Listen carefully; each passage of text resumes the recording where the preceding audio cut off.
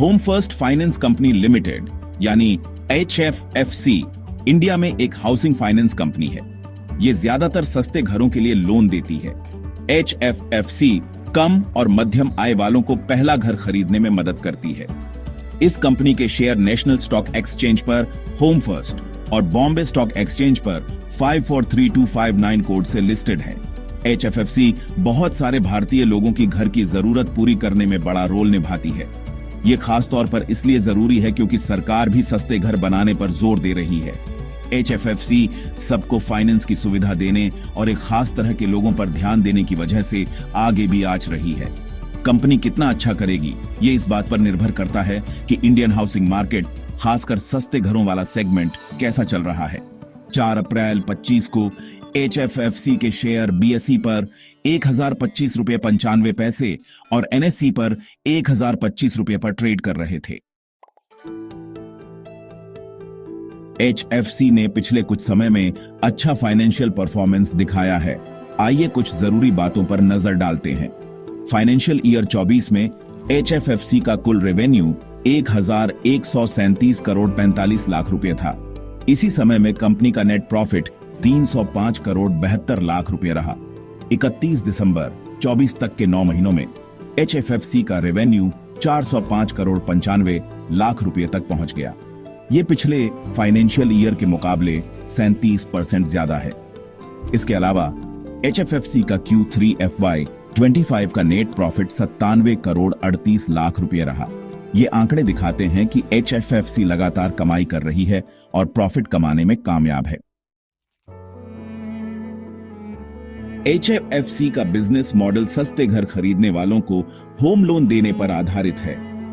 इसमें ज्यादातर वो लोग होते हैं जो पहली बार घर खरीद रहे होते हैं और जिनके पास पैसे कम होते हैं। कंपनी कम और मध्यम आय वाले लोगों और परिवारों को टारगेट करती है। इन लोगों को आमतौर पर कम आय और क्रेडिट हिस्ट्री की वजह से लोन मिलने में दिक्कत होती है। HFFC का लोन देने का तरीका इसी तरह के लोगों की जरूरतों को ध्यान में रखकर बनाया गया है। इसमें आसान लोन, कम इंटरेस्ट रेट और आसान एप्लीकेशन प्रोसेस शामिल है। सस्ते घरों पर ध्यान देकर HFFC इंडिया के एक बड़े और अनदेखे मार्केट में काम कर रही है। इसी रणनीति की वजह से कंपनी का विकास हुआ है और मार्केट में इसकी अच्छी जगह बनी है। इंडिया में अफोर्डेबल हाउसिंग फाइनेंस सेक्टर में बहुत संभावनाएं हैं।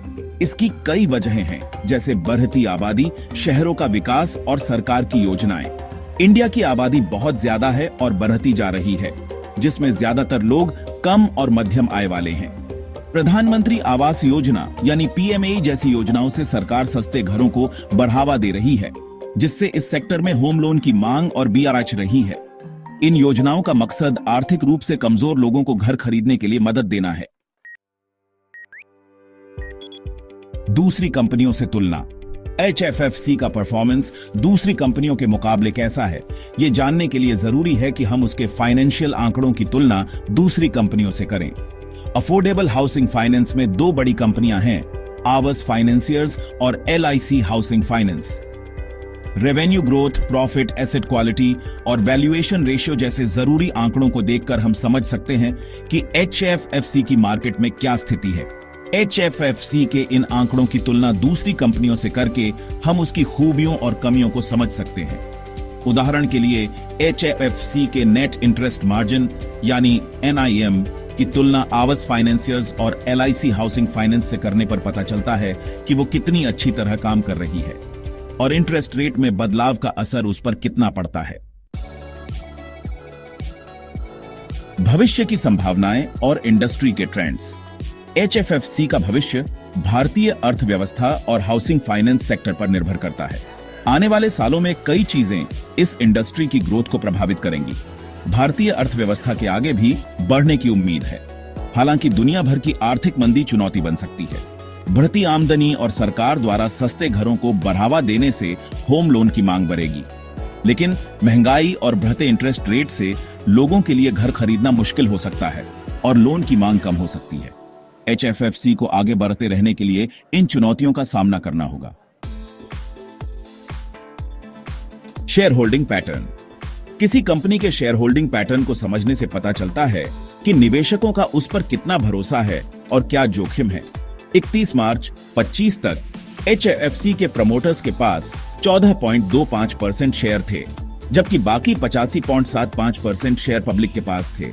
म्यूचुअल फंड और विदेशी निवेशकों जैसे संस्थागत निवेशकों के पास कितने शेयर हैं, ये देखकर पता चलता है कि उन्हें कंपनी के भविष्य के बारे में क्या लगता है। अगर संस्थागत निवेशकों के पास ज्यादा शेयर हैं, तो ये अच्छा माना जाता है, क्योंकि इससे पता चलता है कि उन्हें कंपनी के मैनेजमेंट और भविष्य पर भरोसा है। लेकिन मार्केट के माहौल और संस्थागत निवेशकों द्वारा शेयर खरीदने बेचने पर भी ध्यान देना जरूरी है, क्योंकि इससे शेयर की कीमत पर असर पड़ सकता है। हालिया परफॉर्मेंस और कंपनी की खबरें। निवेशकों के लिए कंपनी के हालिया परफॉर्मेंस और खबरों के बारे में जानना जरूरी है। HFFC अपने लोन पोर्टफोलियो और कस्टमर बेस को बढ़ा रही है। कंपनी अपने काम को बेहतर बनाने और कस्टमर्स को अच्छा अनुभव देने के लिए टेक्नोलॉजी का इस्तेमाल कर रही है। निवेशकों को नए प्रोडक्ट, पार्टनरशिप या नियमों में बदलाव जैसी खबरों पर ध्यान देना चाहिए, क्योंकि इनसे HFFC के बिजनेस पर असर पड़ सकता है। फाइनेंशियल न्यूज वेबसाइट, कंपनी के प्रेस रिलीज और एनालिस्ट रिपोर्ट देखकर HFFC की हालिया गतिविधियों और उनके भविष्य पर पड़ने वाले असर के बारे में जानकारी मिल सकती है। निष्कर्ष: क्या HFFC में निवेश करना सही है? HFFC में निवेश करना है या नहीं, यह तय करने के लिए कई बातों पर ध्यान देना जरूरी है। कंपनी एक ऐसे सेक्टर में काम कर रही है जहां आगे बढ़ने की बहुत संभावनाएं हैं। सस्ते घरों पर ध्यान और अच्छा फाइनेंशियल परफॉर्मेंस अच्छे संकेत हैं, लेकिन निवेशकों को इन बातों के साथ साथ जोखिमों पर भी ध्यान देना चाहिए, जैसे इंटरेस्ट रेट में बदलाव, कंपटीशन और आर्थिक स्थिति। कोई भी निवेश करने से पहले पूरी रिसर्च करें, अपनी रिस्क लेने की क्षमता समझें और किसी फाइनेंशियल एडवाइजर से सलाह लें। याद रखें कि पिछला परफॉर्मेंस भविष्य के रिटर्न की गारंटी नहीं देता और शेयर मार्केट में निवेश हमेशा जोखिम भरा होता है।